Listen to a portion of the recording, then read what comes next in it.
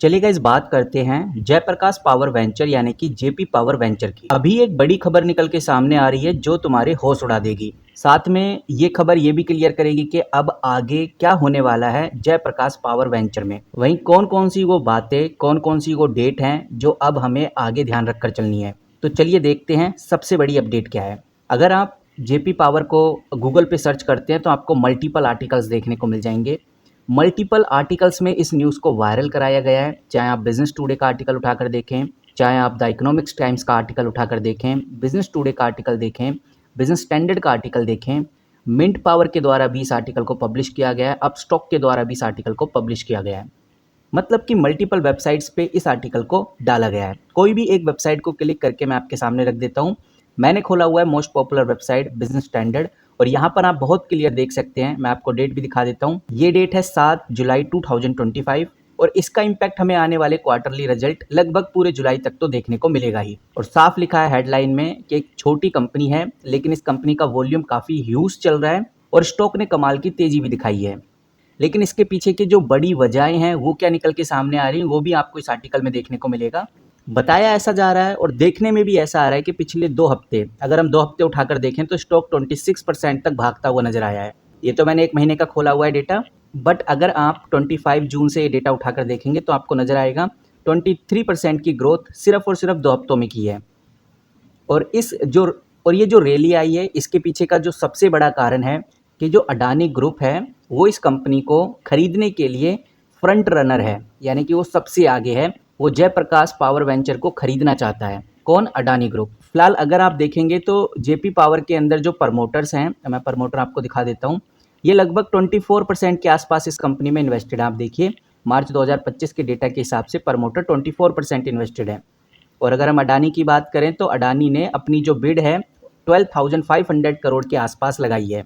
और आप जानते हैं कि जो जेपी पावर है वो फिलहाल अभी इंसॉल्वेंसी प्रोसीडिंग में गुजर रहा है। मोटा मोटी शब्दों में बोलें तो यही है कि जयप्रकाश पावर वेंचर के पास इतना पैसा नहीं है कि वो अपने लोन्स या कर्ज को चुका सके। इसलिए आज के टाइम पे वो एक लीगल प्रोसेस से गुजर रही है। इस प्रोसेस को CIRP बोलते हैं।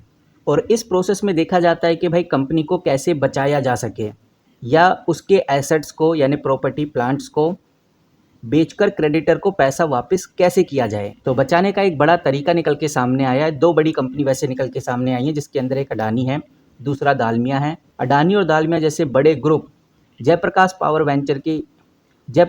वेंचर को खरीदने की कोशिश कर रही हैं, क्योंकि वो जानते हैं कि जयप्रकाश पावर वेंचर के पास जो एसेट्स हैं वो काफ़ी ज़्यादा वैल्यूबल हैं।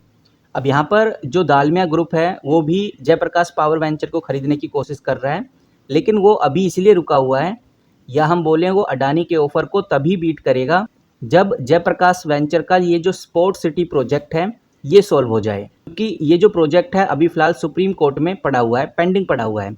आपको बताना चाहूँगा जो जयप्रकाश पावर वेंचर है उसके पास 1000 एकड़ ज़मीन जो कि उसने जेल स्पोर्ट सिटी प्रोजेक्ट के लिए ली थी, उसका जो अलॉटमेंट है फ़िलहाल कैंसिल कर दिया गया है। क्योंकि बताया ऐसा जा रहा है कि जयप्रकाश पावर वेंचर ने इसका पैसा नहीं चुकाया और ना ही किसी भी तरह की स्पोर्ट फैसिलिटी बनाई, क्योंकि ये ज़मीन काफ़ी ज़्यादा वैल्यूबल थी। वैल्यूबल इसलिए थी जो जेवर का एयरपोर्ट है वो इसके पास ही है, लेकिन अभी इसका जो ओनरशिप है, इस ज़मीन की जो ओनरशिप है वो लीगल झंझट में चल रही है। और इलाहाबाद हाई कोर्ट ने भी ये जो कैंसिलेशन हुआ है इसको सही करार दिया है, लेकिन फ़िलहाल अभी जयप्रकाश वेंचर ने इस केस को सुप्रीम कोर्ट में डाल दिया है जो कि अभी भी पेंडिंग चल रहा है। और जुलाई के एंड तक सुनवाई होने वाली थी, लेकिन अब देखते हैं कि फाइनल फैसला कब होगा। और ये कहना काफ़ी मुश्किल है कि भाई नेक्स्ट फैसला कब तक हमें देखने को मिलेगा, यानी कि ये इशू कब सॉल्व होगा। तो इस वजह से ये एक बड़ा झटका है, या हम बोलें ये इंसॉल्वेंसी प्रोसेस में एक बड़ी प्रॉब्लम क्रिएट कर रहा है। और अगर ये मैटर सॉल्व हो जाता तो ये जो दालमिया ग्रुप है ये भी जयप्रकाश पावर वेंचर को अच्छी खासी बिड में खरीदने को तैयार होता। लेकिन अभी अडानी है जो फिलहाल अभी बिड लगाए हुए हैं, तो काफ़ी हायर चांसेस हैं कि अडानी ही जयप्रकाश पावर वेंचर को खरीद सकते हैं। और यही कुछ न्यूज़ और अपडेट की वजह से जयप्रकाश पावर वेंचर में आज आप देखेंगे तो अच्छी खासी तेज़ी देखने को मिलेगी। 17 से 18% आपको आज स्टॉक भागता हुआ नज़र आएगा। आप देख सकते हैं जब मैं ये वीडियो शूट कर रहा हूँ तब तो यही सिचुएशन है।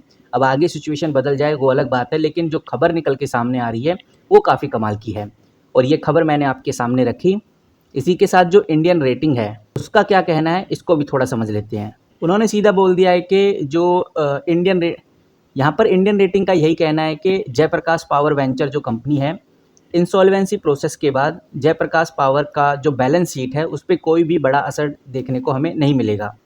यानी कि जयप्रकाश पावर के फाइनेंस पर किसी भी तरह का डायरेक्ट इम्पैक्ट नहीं होने वाला।